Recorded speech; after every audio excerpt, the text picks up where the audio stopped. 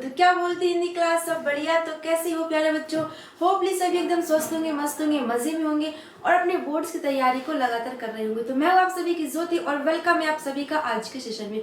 तो क्लास को स्टार्ट करने से पहले सभी को good morning, good afternoon, good evening, Radhe Radhe, जय श्री राम, जय माता की, जय भगवान की, बोल जय बब्बा की। तो आज का सेशन होने वाला है most most most important. Yes, class 9th में हो, क्लास 10th में या फिर 11th या फिर 12th में, तो बोल सकते हैं क्लास 9 से लेकर के क्लास 12 तक के जितने भी स्टूडेंट्स हैं उन सभी के लिए इम्पोर्टेंट वीडियो होने वाली है।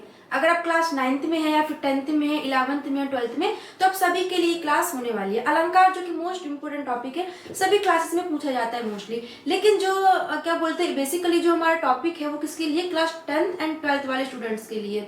ओके, तो क्लास 10th एंड 12th वाले स्टूडेंट्स के लिए अलंकार पूछे जाते हैं 2 मार्क्स। कितने मार्क्स के? 2 मार्क्स के।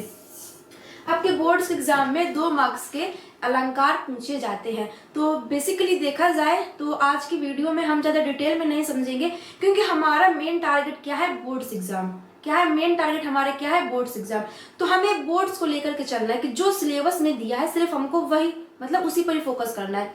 बिल्कुल डिटेल में नहीं पढ़ना, नहीं ज़्यादा हाई लेवल का पढ़ना है, क्योंकि डिटेल से पढ़ेंगे तो दिमाग पूरा कंफ्यूज हो जाएगा, है ना। कंफ्यूज नहीं होना है तो जो सिर्फ हमारे सिलेबस में है क्लास 10th वाला और क्लास 12th वाला, सिर्फ उन्हीं को लेकर के हम चलेंगे आज की वीडियो में। अगर आप वीडियो को पूरा देखते हैं तो आपके 2 मार्क्स पूरे कंफर्म हो जाएंगे। सिंपल तरीके से, सरल शब्दों में, विद एग्जांपल के साथ आपको समझना है। अब थोड़ा बात कर लेते हैं क्लास 10th वाले बच्चों के लिए। देखिए, क्लास 10th का जो एग्जाम का पैटर्न है हिंदी का, थोड़ा चेंज हुआ है पहले की अपेक्षा। क्यों? क्योंकि पहले जब ये पूछे जाते थे तो आपसे क्या पूछा जाता था कि किसी अलंकार को दे दिया जाता था कि आप यमक अलंकार लिखिए विद एग्जाम्पल के साथ। तो उसमें आपको एक क्या बोलते 1 नंबर डेफिनेशन का और 1 नंबर एग्जाम्पल का, तो आपके 2 मार्क्स कन्फर्म हो जाते थे। लेकिन अब ऐसा नहीं होता है।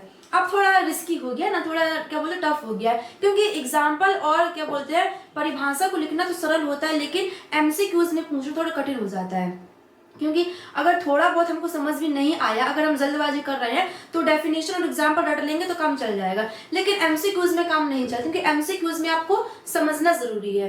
तो क्लास 10th वाले बच्चों को क्या करना है? उनको प्रैक्टिस करनी किस चीज की? लास्ट में ट्रिक बताई जाएगी, जिससे कि आप देखते ही पता लगा लेंगे कि इस एग्जाम्पल में कौन सा अलंकार है। क्योंकि क्लास 10th में ऐसे ही पूछा जाता है, 2 नंबर के, क्या 2 मार्क्स के आपसे पूछे जाएंगे। कोई एक एग्जाम्पल दे दिए जाएंगे, उसमें से आपको पूछा जाएगा कि इसमें कौन सा अलंकार है, तो आपको टिक करना है कि उस एग्जाम्पल में कौन सा अलंकार है। तो इसमें आपको क्या पता होना चाहिए कि आपको पहचान होनी चाहिए कि कौन सा अलंकार की क्या पहचान है। तो लास्ट में ट्रिक बताई जाएगी सिंपल सी, जिसको आप देखते ही पता लगा लेंगे कि इस एग्जाम्पल में कौन सा अलंकार है।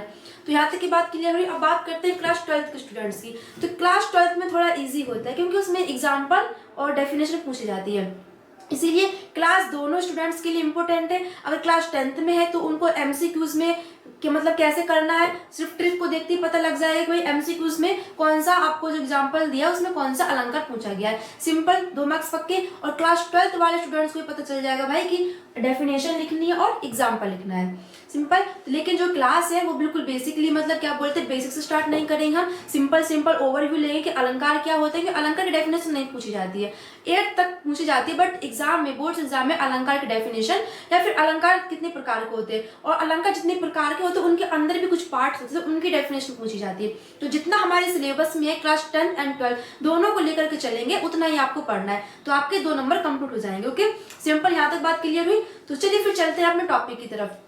तो देखिए, सबसे पहले अलंकार को समझने से पहले आप क्या करिए, एक यहाँ पर देखिए, एक थोड़ा सा समझ लीजिए अलंकार क्या होता है। डेफिनेशन नहीं पूछी जाती, याद रखिएगा, अलंकार की डेफिनेशन एग्जाम में नहीं पूछी जाती, कोई भी नहीं पूछेगा भाई। अलंकार क्या होता है समझने के लिए जरूरी है ना, समझने के लिए बेहद जरूरी, क्योंकि इसके जो एग्जाम्पल है, क्या बोलते हैं, इसके जो आगे इनके पार्ट हैं वो पूछे जाते हैं। तो जब तक आपको अलंकार ही पता नहीं होगा भाई अलंकार क्या होता है, अलंकार कहते किसको है, तो आपको उसके पार्ट्स के बारे में जानकारी नहीं हो पाएगी, है ना, कंफ्यूज हो जाएगा। ओके, आपको बहुत ज्यादा कॉम्प्लिकेटेड लगने लगेगा। तो सबसे पहले समझिए भाई अलंकार क्या होता है। सिंपल से शॉर्ट से डेफिनेशन देखिए, अब समझिए। मान के चलिए यहाँ पर एक फूल बना देते हैं ना, ड्राइंग अच्छी नहीं है, एक फूल ये हो गया और एक फ्लावर मान लीजिए यहाँ बन गया, कोई से फ्लावर समझ लीजिए एज एग्जांपल। सिंपल। अब इस फ्लावर में हम क्या कर देते हैं बेटा, कलर को ड्रॉ कर देते हैं। ठीक है, कलर हमने इसमें फिल कर दिया भाई, थोड़ा अच्छे से फिल हो जाए। ओके, एग्जाम्पल समझते हैं तो आपको अच्छे से क्लियर हो जाएगा। मान लीजिए इसमें हमने ये हो गया कलर को हमने फिल कर दिया। समझ में आई बात? इसमें हमने कलर को फिल कर दिया। ओके, और जैसे ये पत्ती निकल गई, सिंपल। अब देखिए यहाँ पर आपको दो फ्लावर दिख रहे होंगे। क्या आपको दो फ्लावर दिख रहे हैं? एक ब्लैक एंड व्हाइट है और एक थोड़ा कलरफुल में है। तो इन दोनों में से कौन सा अच्छा लग रहा है देखने में? सबसे ज्यादा सुंदर इसमें से कौन सा लग रहा है? आई थिंक ये वाला लग रहा है मेरे अकॉर्डिंग। तो शायद आपके अकॉर्डिंग भी यही लग रहा होगा। इतना अच्छा भी नहीं लग रहा, लेकिन इन दोनों के कंपेरिजन में ये वाला ज्यादा अच्छा लग रहा है। तो इससे हमको क्या पता चल रहा है कि रंगों से चित्रों की क्या सुंदरता बढ़ती है। यदि हम कोई भी चित्र को बनाते हैं तो उसमें क्या सुंदरता बढ़ती है। सिंपल, समझ में आई बात कि रंगों से चित्रों की सुंदरता बढ़ती है। ठीक उसी प्रकार से जब कोई मनुष्य मतलब मनुष्य में सभी प्राणी आ जाते हैं, चाहे गर्ल्स हो चाहे बॉयज हो। ओके, उसी प्रकार से जो मनुष्य जब वो आभूषण को धारण करते हैं, जब वो गहनों को पहनते हैं, तो उनकी सुंदरता बढ़ जाती है, उनकी शोभा अत्यधिक बढ़ जाती है। दोबारा सुनिए, कहने का अर्थ क्या भाई, अलंकार क्या होता है कि जिस प्रकार चित्रों में रंग भरने से रंगों की सुंदरता बढ़ जाती है, और जिस प्रकार मनुष्य या फिर जो लड़कियां होती है वो मेकअप वगैरह करती है तो उनकी सुंदरता अत्यधिक बढ़ जाती है। ठीक उसी प्रकार से अलंकार से जो हमारे काव्य होते हैं ना, उनकी सुंदरता बढ़ जाती है। आई बात समझ में?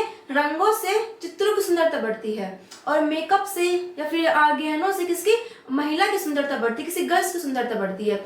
मान के चलिए एक कोई सिंपल सी लड़की खड़ी है और यहाँ पर कोई मतलब अच्छी सी बढ़िया मेकअप की हुई है, बढ़िया ना, काजल वजल लगाई हुई, लाइट लिपस्टिक लगाए हुए, वो खड़ी है। तो सबसे ज्यादा वो मतलब उन दोनों में से कौन सी सबसे ज्यादा अट्रैक्टिव लगेगी? जो अत्यधिक मतलब क्या सुंदर लग रही, जो मतलब ज्यादा सज सवर के आई हुई है, वो लगेगी ना। उसी प्रकार से अलंकार का मतलब क्या होता है कि जिस काव्य में, जिस कविता में, जिस कहानी में अलंकार का प्रयोग होता है, वो कविता कहानी अत्यधिक सुंदर लगने लगती है। कोई दिक्कत यहाँ तक नहीं।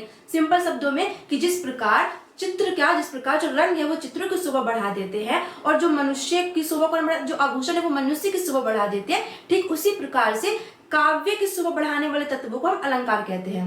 क्या? काव्य की शोभा बढ़ाने वाले तत्वों को अलंकार कहते हैं। आई बात समझ में? क्या लिखा है? काव्य की शोभा, क्या लिखेंगे हम? काव्य की शोभा बढ़ाने वाले तत्वों को, काव्य की सुंदरता बोल सकते हैं, शोभा बात एक ही है। काव्य की सुंदरता बढ़ाने वाले तत्वों को। अब तत्व क्या होते हैं? तत्व होते हैं हमारे शब्द या फिर अर्थ। काव्य की सुंदरता बढ़ाने वाले तत्वों को अलंकार कहते हैं। आई बात समझ में? सिंपल सी डेफिनेशन क्या कि काव्य की सुंदरता बढ़ाने वाले तत्वों को हम अलंकार कहते हैं। तत्व क्या होते हैं? क्या हो जाएंगे? तत्व क्या हो जाएंगे हमारे? शब्द या फिर अर्थ, शब्द या फिर अर्थ। समझ में आई बात? सिंपल सी। अलंकार क्या होता है? काव्य की सुंदरता बढ़ाने वाले तत्वों को, अर्थात शब्दों या फिर अर्थों को हम क्या बोलते हैं? अलंकार बोलते हैं। कि जिस तत्वों से या फिर जिन तत्वों से काव्य की सुंदरता बढ़ जाती है उसको हम अलंकार बोलते हैं। सिंपल, एक लाइन डेफिनेशन खत्म कि काव्य की सुंदरता बढ़ाने वाले तत्वों को, अर्थात शब्दों या फिर अर्थों को हम अलंकार बोलते हैं। सिंपल, अलंकार की डेफिनेशन नहीं पूछी जाती है एग्जाम्पल के लिए, आपको बताया कि अलंकार होता है, क्योंकि जानना जरूरी है ना। इसके आगे हमको पढ़ना, वो हमारे एग्जाम में आता है, लेकिन उससे पहले जिसका टॉपिक हम पढ़ रहे हैं वो भी हमको जानना जरूरी है होता है क्या। तो अलंकार क्या होता है? काव्य की सुंदरता बढ़ाने वाले तत्वों को, तत्व क्या हो जाएंगे? शब्द या फिर अर्थ। तो काव्य की सुंदरता बढ़ाने वाले शब्दों को या फिर अर्थों को हम अलंकार कहते हैं। इस तरीके से भी लिख सकते हैं कि जो तत्व काव्य की सुंदरता को बढ़ा देते हैं उसको अलंकार कहते हैं। खत्म, सिंपल, कोई दिक्कत नहीं। अब बात करते हैं कि भाई ये कितने प्रकार के होते हैं, है ना। क्या कितने अलंकार जो है वो कितने प्रकार के होते हैं? तो बेसिकली ये 3 प्रकार के होते हैं। कितने? 3 प्रकार के। लेकिन हमको पढ़ने कितने हैं? सिर्फ 2 प्रकार के, क्योंकि एग्जाम की दृष्टि से जो हमारे बोर्ड्स में आने वाले हैं सिर्फ वो 2 प्रकार के पूछे जाते हैं। ठीक है, तो जो क्या बोलते हैं अलंकार है वो कितने प्रकार के होते हैं? 3 प्रकार के। अलंकार 3 प्रकार के होते हैं। कितने? अलंकार 3 प्रकार के होते हैं। सिंपल अलंकार कितने प्रकार के होते हैं? 3 प्रकार के। ओके, राइटिंग का इशू है तो थोड़ा एडजस्ट कर लीजिएगा, बट समझ में आपको पूरा आ जाएगा। तो अलंकार कितने प्रकार के होते हैं? 3 प्रकार के। पहला टॉपिक कौन सा हो जाएगा हमारा? शब्द अलंकार। कौन सा? शब्द अलंकार। दूसरा कौन सा हो जाएगा हमारा? अर्थालंकार। आपको जो लिखा हुआ उससे समझ आ रहा होगा कि इनकी डेफिनेशन क्या हो सकती है। इतना सेंस तो भाई हुआ ही होगा। उभय अलंकार।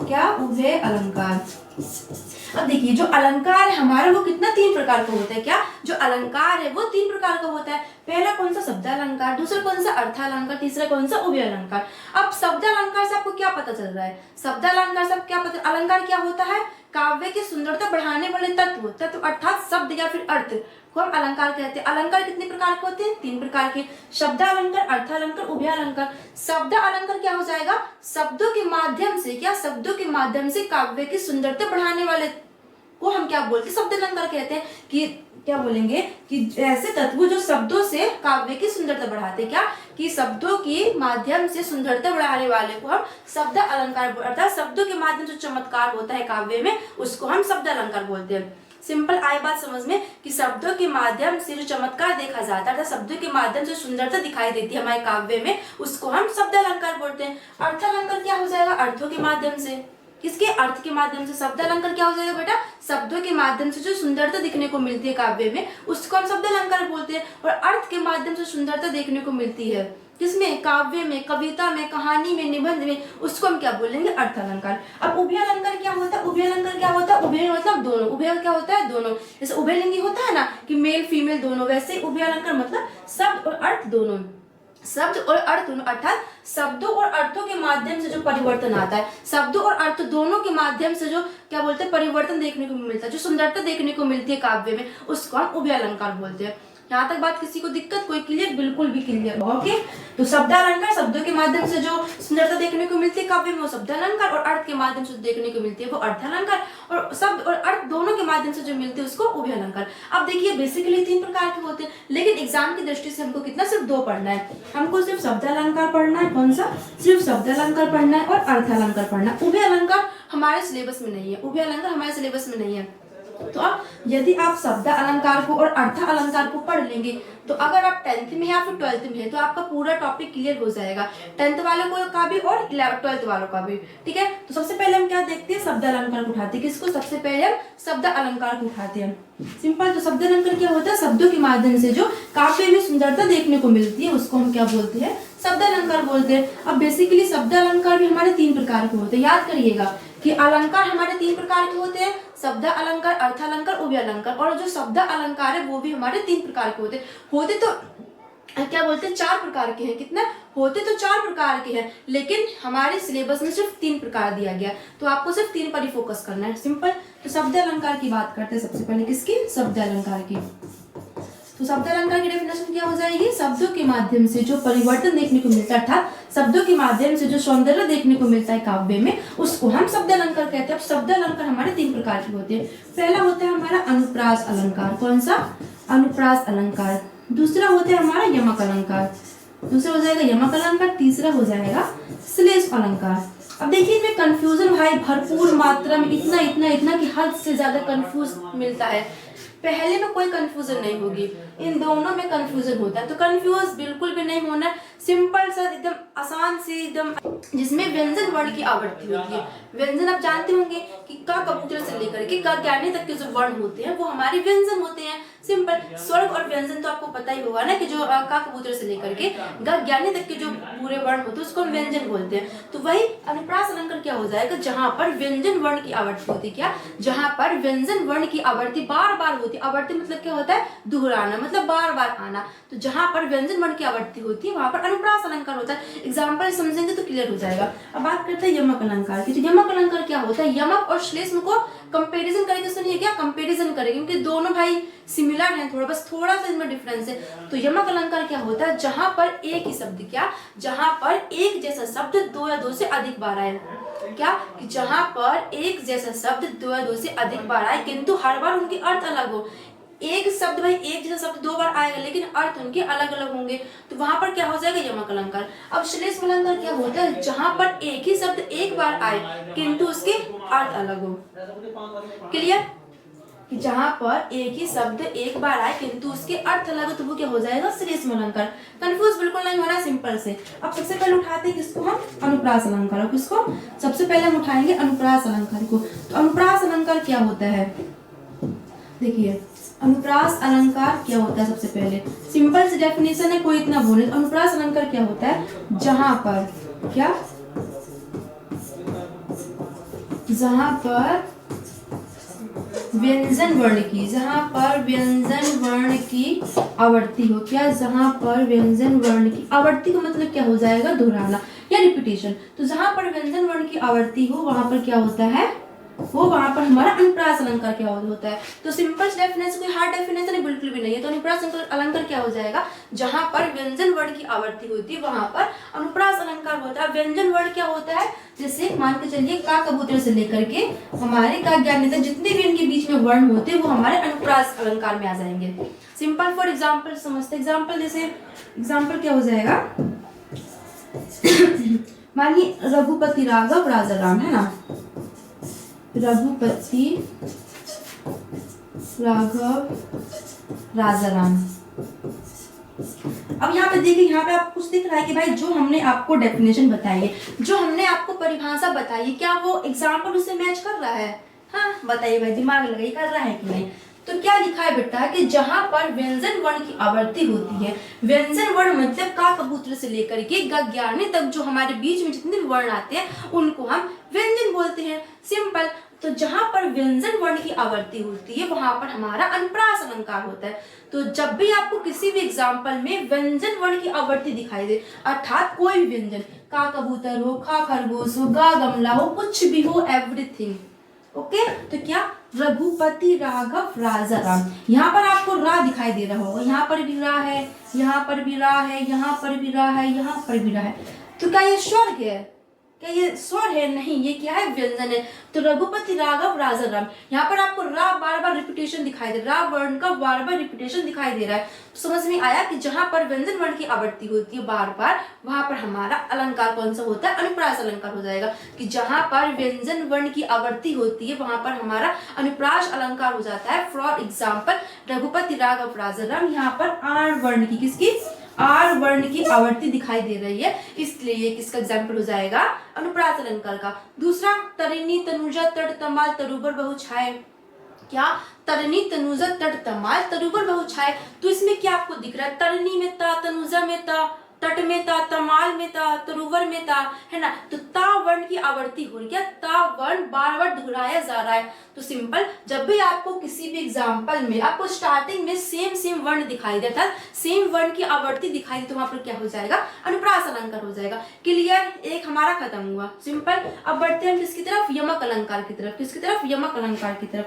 तो यमक अलंकार बेटा आपको क्या बताया था कि जहां पर क्या, जहां पर एक ही शब्द, क्या, जहां पर एक ही शब्द एक से अधिक बार है, अर्थात दो या दो से अधिक बार है, ठीक है, एक बार नहीं बोलेंगे। यमक अलंकार बेटा क्या हो जाएगा, यमक अलंकार कि जहां पर क्या, जहां पर एक ही शब्द, जहां पर एक ही शब्द दो या दो से अधिक बार आए।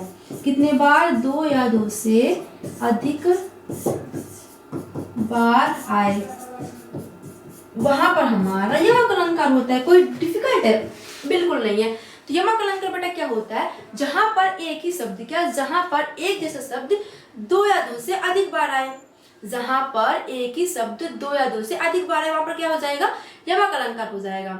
सिंपल। जहां पर दो या दो से अधिक बार, जहां पर कोई एक शब्द दो या दो से अधिक बार आए किंतु उसके हर बार अर्थ अलग हो, किंतु उसके अर्थ अलग हो, क्या, किंतु उसके अर्थ अलग हो, किंतु उसके अर्थ अलग हो।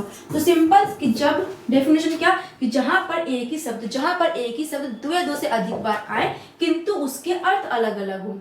सिंपल। जहां पर एक ही शब्द दो या दो से अधिक बार आए किंतु उसके अर्थ अलग अलग हो। कोई दिक्कत यहाँ तक, बिल्कुल नहीं। फॉर एग्जाम्पल, सजना है मुझे सजना के लिए, सजना है मुझे सजना के लिए, है ना। एग्जाम्पल समझिए, सजना है मुझे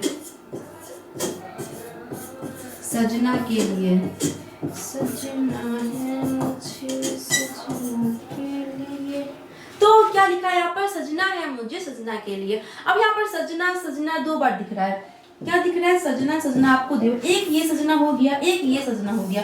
तो क्या डेफिनेशन से एग्जाम्पल मैच हो रहा है। डेफिनेशन पढ़िए क्या लिखी है, कि जहां पर एक ही शब्द दो या दो से अधिक बार आए परंतु उसके हर बार अर्थ अलग हो, तो दो या दो से अधिक शब्द, एक सजना ये आया, एक सजना ये आया। अब इसके अर्थ, एक सजना क्या होता है, सवर्ण तैयार होना।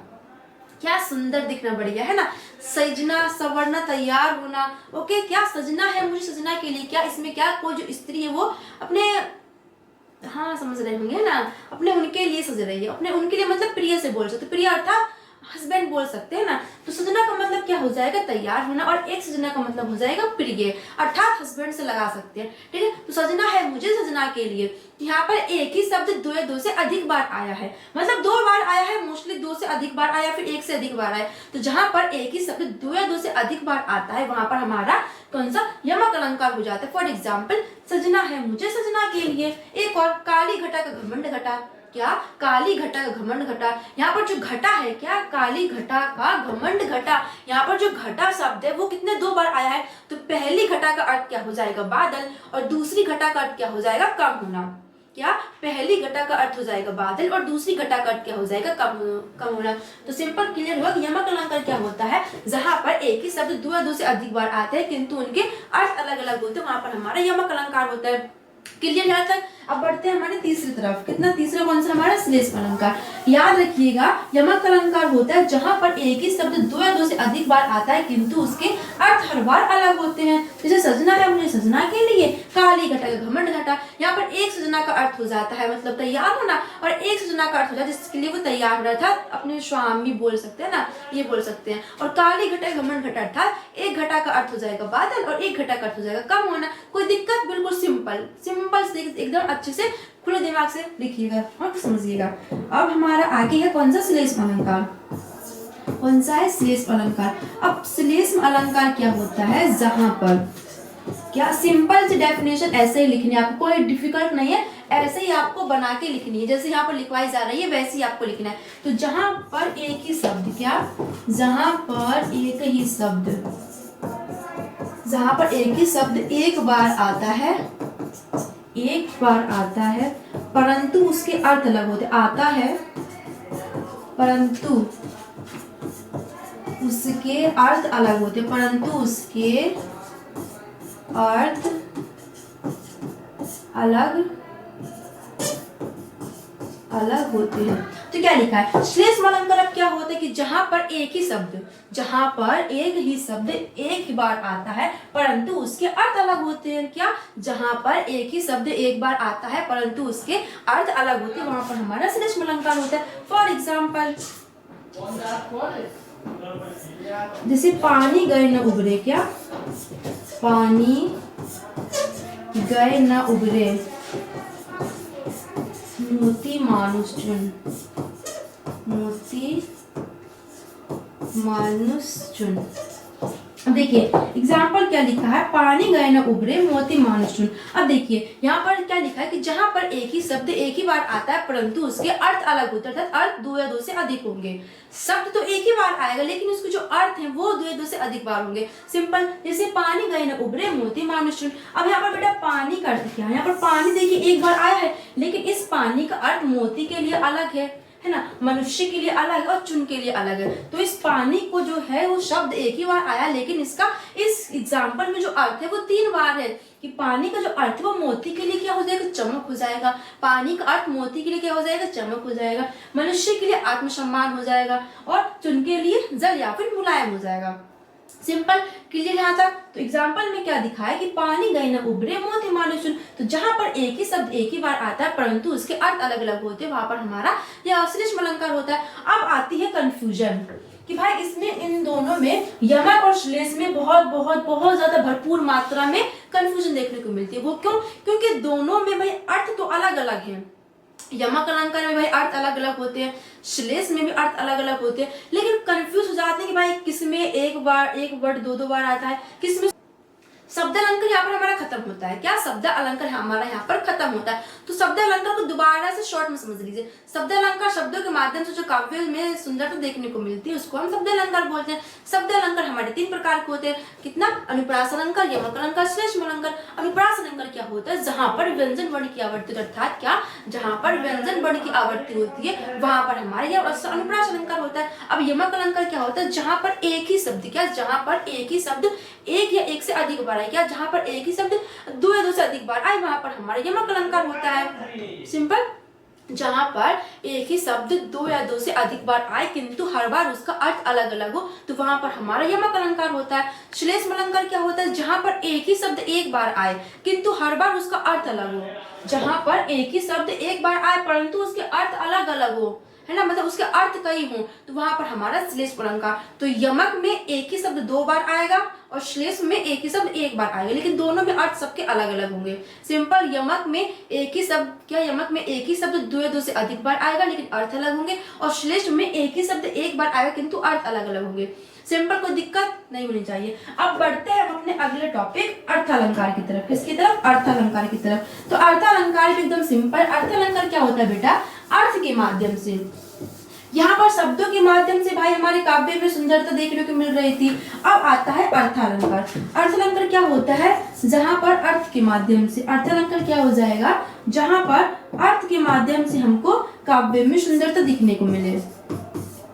अर्थालंकार क्या हो जाएगा, अर्थ के माध्यम से, क्या, अर्थ के माध्यम से, किसके, अर्थ के माध्यम से जो काव्य में सुंदरता देखने को मिलती है उसको हम अर्थालंकार बोलते हैं। अब अर्थालंकार भी 5 प्रकार के होते हैं, है ना। इसमें भ्रांतिमान भी होता है, संदेह भी होता है, मानवीकरण भी होता है, बट ये इतना इंपॉर्टेंट नहीं है। हम मतलब पढ़ने के ठीक है, अगर डीपली हम एक बार डीपली का क्लास भी ले लेंगे, बट जो बोर्ड्स की दृष्टि से सिर्फ 3 इंपॉर्टेंट है। कौन से, एक हो जाएगा हमारा उपमा अलंकार, कौन सा, उपमा अलंकार। दूसरा हो जाएगा हमारा रूपक अलंकार, और तीसरा हो जाएगा हमारा उत्प्रेक्षा अलंकार। कौन सा, उत्प्रेक्षा अलंकार। तो जैसा यमक और श्लेष में भाई कंफ्यूज होते हैं, ठीक उसी प्रकार से इसमें भी कंफ्यूजन होती है। तो सबसे पहले आपको इसको सिमिलर नहीं करना है। शब्द अलंकार के जो 3 पार्ट है उनको आपको अलग से मतलब समझ ली कि भाई वो अलग है और अर्थालंकार अलग है। अगर आप सेम करके सिमिलर करके भाई पढ़ेंगे तो थोड़ा कंफ्यूज बढ़ सकता है ना, कंफ्यूजन आपकी बढ़ सकती है। शब्द अलंकार के 3 पार्ट होते हैं और अर्थालंकार के भी 3 होते हैं। तो अर्थालंकार में क्या हो जाएगा, उपमा, रूपक, उत्प्रेक्षा। अब उपमा अलंकार क्या होता है, जहां पर किसी व्यक्ति या वस्तु की तुलना उसकी समानता के कारण किसी दूसरी व्यक्ति या वस्तु से की जाए, वहां पर हमारा उपमा अलंकार होता है। क्या, कि जहां पर किसी व्यक्ति या वस्तु की तुलना क्या समानता होने कारण, किसी व्यक्ति या वस्तु के गुणों में समानता होने के कारण उस व्यक्ति या वस्तु की तुलना किसी दूसरे व्यक्ति वस्तु से की जाए, उसको हम क्या बोलते हैं, उपमा अलंकार बोलते हैं। उपमा का मतलब क्या होता है, तुलना करना। उपमा का मतलब क्या होता है बेटा, तुलना करना, सिंपल तुलना करना। अब रूपक अलंकार क्या होता है, जहां पर किसी व्यक्ति या वस्तु में, क्या, जहां पर किसी व्यक्ति या वस्तु में अत्यधिक समानता होने के कारण, क्या, अत्यधिक समानता होने के कारण भाई पता ही ना चल पाए कि भाई कौन किससे क्या है।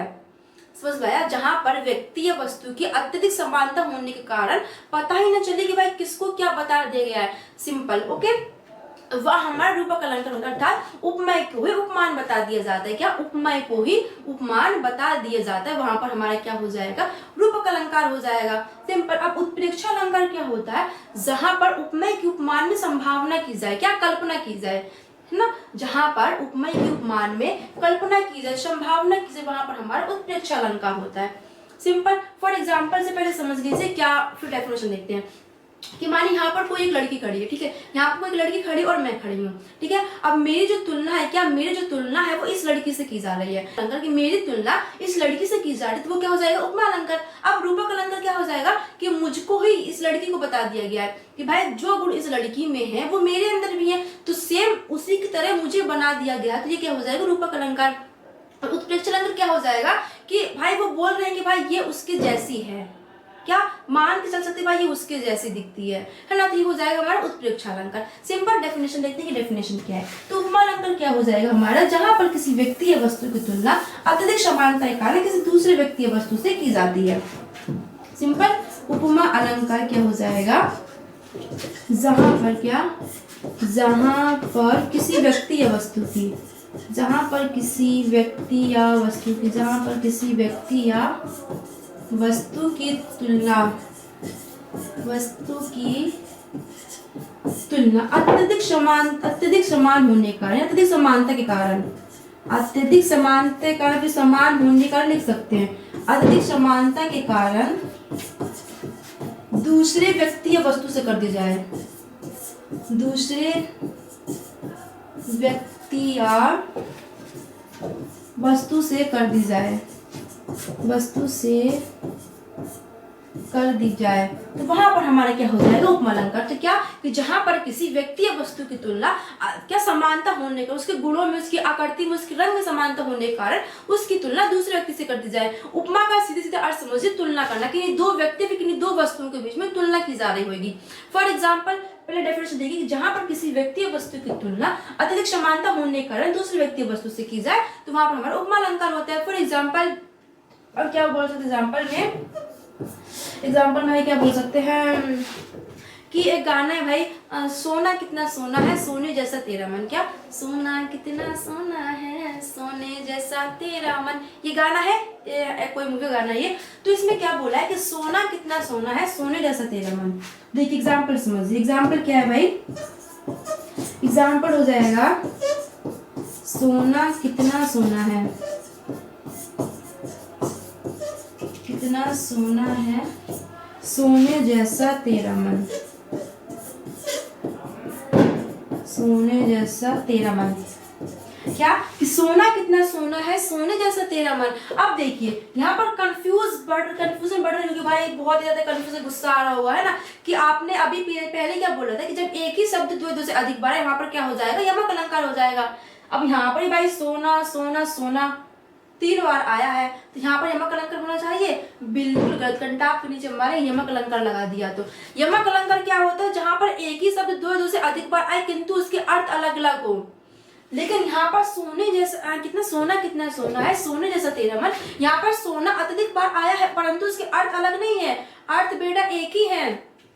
इस सोने का अर्थ भी होता है, जो सोना हमारा धातु होता है उसको सोना बोलते हैं, इस सोने का अर्थ भी वही है, इस सोने का अर्थ भी वही है, मतलब इन तीनों सोने का अर्थ सिर्फ एक ही है।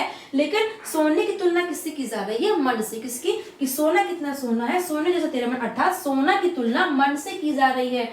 तुलना किससे की जा रही है, मन से। तो सोना कितना सोना है सोने जैसा तेरा मन, तो मतलब कि जहां पर किन्हीं दो व्यक्ति वस्तुओं के बीच आपको तुलना दिखाई दे तो वहां पर क्या हो जाएगा, हमारा उपमा अलंकार हो जाएगा। उपमा का मतलब होता है तुलना करना। सिंपल दूसरा एग्जाम्पल देखते हैं कि चांद सा रोशन चेहरा, बालों का रंग सुनहरा, ये नील सी गहरी आंखें, इनमें राज है कोई गहरा, है ना। तो चांद सा रोशन चेहरा मतलब चांद की तुलना चेहरे से, क्या चांद और चेहरे की तुलना की जा रही है, तो चांद सा रोशन चेहरा, तो चांद और चेहरे की तुलना की जा रही है, तो मतलब क्या उपमा अलंकार हो जाएगा। क्लियर यहाँ तक, चांद सा रोशन चेहरा मतलब चांद और सूरज, किसकी, चांद और चेहरे की तुलना की जा रही है, तो वहां पर क्या हो जाएगा, उपमा अलंकार। क्लियर, कोई दिक्कत नहीं होनी चाहिए। अब बढ़ते हैं इसकी तरफ, रूपक अलंकार की तरफ। रूपक अलंकार बेटा क्या होता है क्या रूपक अलंकार क्या होता है, तो रूपक अलंकार सिंपल समझिए कि जहां पर व्यक्ति या वस्तुओं में जहां पर व्यक्ति या वस्तुओं में अत्यधिक समानता होने के कारण रूपक अलंकार क्या हो जाएगा बेटा, जहां पर क्या कि जहां पर व्यक्ति या वस्तु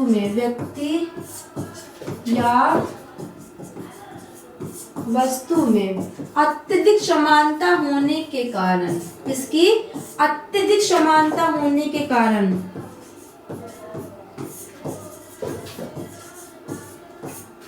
जहां पर व्यक्ति या वस्तु में अधिक समानता होने के कारण तो उपमान को ही उपमेय बता दिया जाए। क्या, उपमान को ही उपमेय बता दिया जाए, उपमान को ही उपमेय बता दिया जाए।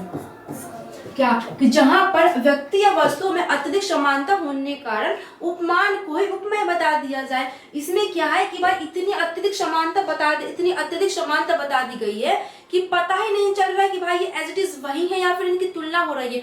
तुलना में क्या होता है कि मेरी तुलना इससे की जा रही है कि भाई वो इससे ज्यादा होशियार है पढ़ने में, है ना, वो इससे ज्यादा अच्छी दिखती है ना, वो इससे अच्छा डांस कर लेती है, वो इससे अच्छा पढ़ लेती है, तो ये क्या तुलना है। लेकिन इसमें क्या है रूपक अलंकार में कि भाई दोनों में कंपैरिजन कर देगा, पता ही नहीं चल रहा है कि भाई कौन क्या है कैसा क्या है। क्या कि जहां पर व्यक्ति या वस्तु में अत्यधिक समानता होने का उपमान को उपमेय बता दिया जाए, अर्थात चरण कमल बंदो हरिराई। क्या, एग्जाम्पल समझिए, एग्जाम्पल क्या हो जाएगा, चरण कमल बंदो हरिराई, तो चरण कमल बंदो हरिराई। अब क्या, कमल को चरण बता दिया गया है भाई, कमल को चरण बता दिया गया है कि चरण कैसे है, कमल के समान है। किसके चरण कैसे हैं, कमल के समान। यहाँ पर तुलना नहीं हो रही है, चरण को ही कमल बता दिया गया है। उपमा में तुलना करते कि भाई जो चेहरा है वो चांद की जैसे, क्या चांद सा रोशन चेहरा, कि जो चेहरा है वो चांद के जैसा है, लेकिन चरण कमल, कि जो चरण है वो कमल है। क्या जो चरण है वो कमल के समान, अर्थात चरण की तुलना कमल से नहीं हो रही है, जो चरण है वो कमल ही है। क्या कि चरण है जो वो कमल ही है। तो रूपक अलंकार क्या होता है, जहां पर अत्यधिक समानता होने के कारण दोनों को एक ही बता दिया जाए। क्या, जहां पर अत्यधिक समानता होने के कारण दोनों वस्तुओं को एक ही बता दिया जाए कि चरण भी भाई इंसान के पैर हैं, कमल पुष्प है, तो दोनों में इतनी अत्यधिक समानता बता दी गई कि दोनों को भाई एक ही बता दिया गया कि जो चरण है वही हमारे कमल है। क्या, कि जो चरण है वो कैसे है, कमल है। सिंपल रूपक अलंकार क्या हो जाएगा, जहां पर अत्यधिक समानता के कारण उपमेय और उपमान में पता ही न चले। क्या, उपमेय और उपमान में पता ही न चले। ठीक है, तो चरण मतलब क्या है कि जो चरण है वो कमल के समान, इसमें तुलना नहीं, इसमें क्या वही मान लिया जाता है। सिंपल कि भाई ये वही है कि जो चरण है वो क्या है, वो कमल से। अब पायो जी मैंने राम नाम रतन धन पायो ना, पायो जी मैंने नाम रतन धन पायो। अब इसमें रत्न को क्या धन बता दिया गया। क्या, रत्न को धन बता दिया, तो रत्न की तुलना धन से नहीं की गई है, रत्न को ही धन बता दिया गया कि नाम रत्न को, मतलब राम जी के नाम को ही धन बोल दिया गया है, राम के नाम को ही धन बोल दिया गया है। तो एग्जाम्पल सिंपल से है, अगर आपके एग्जाम में आता है कि रूपक अलंकार की परिभाषा लिखिए विद एग्जाम्पल के साथ, तो कैसे लिखेंगे आप कि जहां पर व्यक्ति या वस्तु में अत्यधिक समानता होने के कारण, जहां पर व्यक्ति या वस्तु में अत्यधिक समानता होने के कारण उपमेय को ही उपमान बता दिया जाए। क्या, उपमेय को ही उपमान बता दिया जाए, वहां पर हमारा रूपक अलंकार होता है। फॉर एग्जाम्पल, चरण कमल बंदो हरि राय पायो जी मैंने राम रत्न धन पायो, है ना। तो ये तो एग्जाम्पल है, शॉर्ट शॉर्ट से एग्जाम्पल है, वो इतना डिफिकल्ट नहीं है। क्लियर, हम रूपक अलंकार के लिए अब बढ़ते हैं अपना कौन सा लास्ट उत्प्रेक्षा अलंकार। कौन सा लास्ट हमारा उत्प्रेक्षा अलंकार। सिंपल, उत्प्रेक्षा अलंकार क्या हो जाएगा, जहां उपमेय में उपमान होने की संभावना या कल्पना की जाए। क्या, उत्प्रेक्षा अलंकार क्या हो जाएगा, उत्प्रेक्षा अलंकार,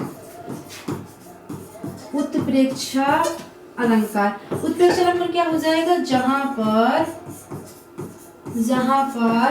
जहां पर उपमेय में उपमान होने की संभावना, जहां पर उपमेय में, कहां गया भाई, जहां पर उपमेय में उपमान होने की संभावना, किसकी, उपमेय में उपमान होने की संभावना या कल्पना हो। क्या, संभावना या कल्पना हो। तो जहां पर उपमेय में उपमान होने की संभावना हो या कल्पना हो, वहां पर क्या हो जाएगा, उत्प्रेक्षा अलंकार हो जाएगा। फॉर एग्जाम्पल, नेत्र मानो कमल है। क्या, नेत्र मानो कमल है। यहाँ पर नेत्र की तुलना कमल से हो रही है, नहीं। क्या यहाँ पर बोला है कि भाई नेत्र कमल के समान है ना, बोला गया कि नेत्र कमल के जैसे है, नहीं। क्या बोला गया कि मानो नेत्र कमल है। यहाँ पर कल्पना हो रही है कि भाई मान सकते हैं कि जो क्या बोलते हैं ना, इसमें तुलना की जाती है ना, फिर एक से बताया जाता है। यहाँ पर कल्पना की जाती है कि मान के चलिए कि जो नेत्र है वो कैसे है, कमल के समान है। तो एग्जाम्पल क्या हो जाएगा, नेत्र मानो कमल है। क्या, नेत्र मानो कमल है। सिंपल, कोई दिक्कत यहाँ तक। तो रूपक अलंकार, उत्प्रेक्षा अलंकार, यमक अलंकार, दोबारा से एकदम क्लियर से समझ लीजिए क्या है। सिंपल, उपमा अलंकार तुलना की, जब किन्हीं दो व्यक्ति या वस्तुओं के बीच तुलना की जाए, वहां पर क्या हो जाएगा, उपमा अलंकार। रूपक अलंकार जहाँ पर अधिक समानता होने के कारण, क्या, अधिक समानता होने के कारण उपमेय को ही उपमान बता दिया जाए। क्या, जहां पर अत्यधिक समानता होने के कारण उपमेय को ही उपमान बता दिया, वहां पर क्या हो जाएगा, रूपक अलंकार। जहां पर उपमेय में उपमान होने की संभावना हो। क्या, जहां पर उपमेय में उपमान होने की संभावना, वहां पर हमारा उत्प्रेक्षा अलंकार हो जाएगा। क्लियर।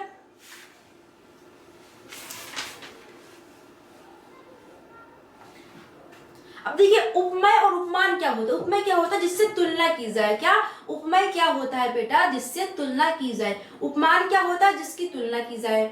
उपमेय होता है जिससे तुलना की जाए, उपमान क्या होता है, जिसकी तुलना की जाए। सिंपल। तो ये हमारा अलंकार का टॉपिक यहाँ पर खत्म हुआ। तो क्लास 12 के जो स्टूडेंट्स हैं उनके लिए भाई ठीक है कि वो एग्जाम्पल याद कर लेंगे और डेफिनेशन याद कर लेंगे, कोई दिक्कत नहीं होगी, बिल्कुल नहीं। 2 मार्क्स आपके पूरे कंप्लीट हो जाएंगे। ओके, अब बात आती है क्लास 10th वाले स्टूडेंट्स के लिए, क्योंकि उनमें एमसीक्यूज पूछा जाता है।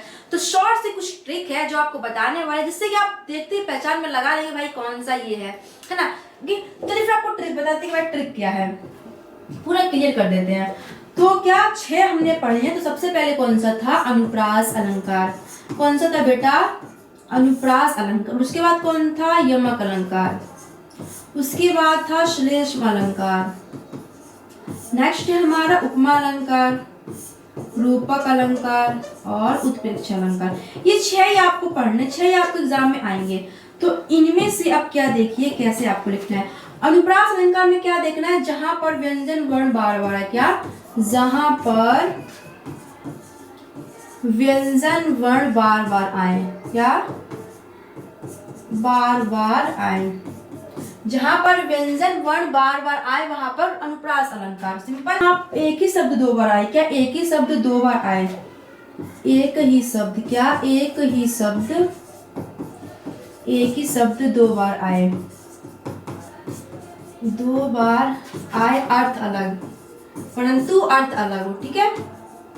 ये यमक अलंकार को पहचानने की ट्रिक होगी। अब श्लेष्म अलंकार क्या हो जाएगा, एक ही शब्द 1 बार आए, एक ही शब्द के अनेक अर्थ, ठीक है, एक ही शब्द के अनेक अर्थ, एक ही शब्द के अनेक अर्थ।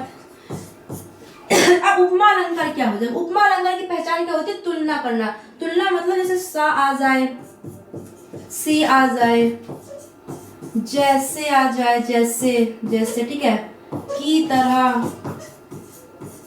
यमक उपमा अलंकार को पहचानने की, यदि किसी एग्जांपल में आपको सा, सी, जैसे, की तरह ये सब लिखते हैं तो आपका उपमा अलंकार हो जाएगा। रूपक अलंकार क्या हो जाएगा, जहां पर आपके योजक चिन्ह हो, योजक चिन्ह, क्या, योजक चिन्ह, किन्हीं 2 वर्ड के बीच में, जैसे चरण और कमल थे, चरण और कमल, चरण कैसे थे, कमल के समान थे, तो चरण और कमल के बीच में योजक चिन्ह आएगा। हरिपद कोमल कमल से ना, ये एक एग्जांपल है थोड़ा, है ना। तो योजक चिन्ह जहां पर है वहां पर हमारा क्या हो जाएगा, रूपक अलंकार हो जाएगा। उत्प्रेक्षा अलंकार क्या हो जाएगा, जहां पर मानो, है ना, मानो, जनु, मनु, है ना, जनहु, है ना, जानो,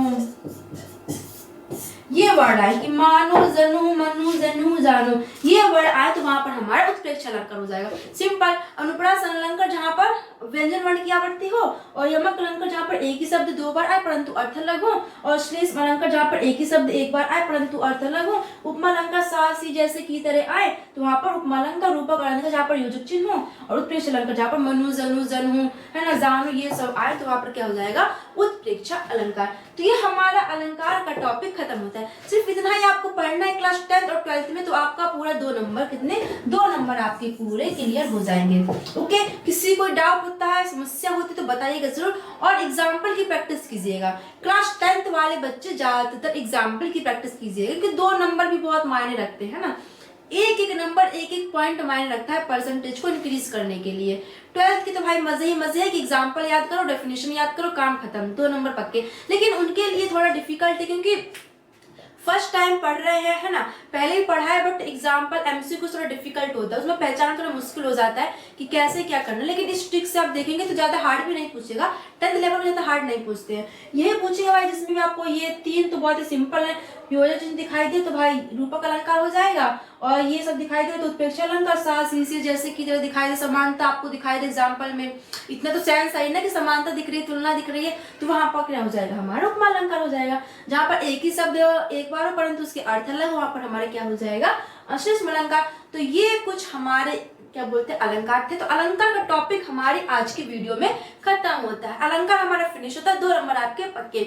ओके, तो किसी को कोई डाउट, समस्या, परेशानी होती तो आप अपने कमेंट बॉक्स में बता सकते हैं। ओके, तो चलिए फिर मिलते हैं नेक्स्ट वीडियो में, तब तक के लिए सभी को thank you, all the best and take care.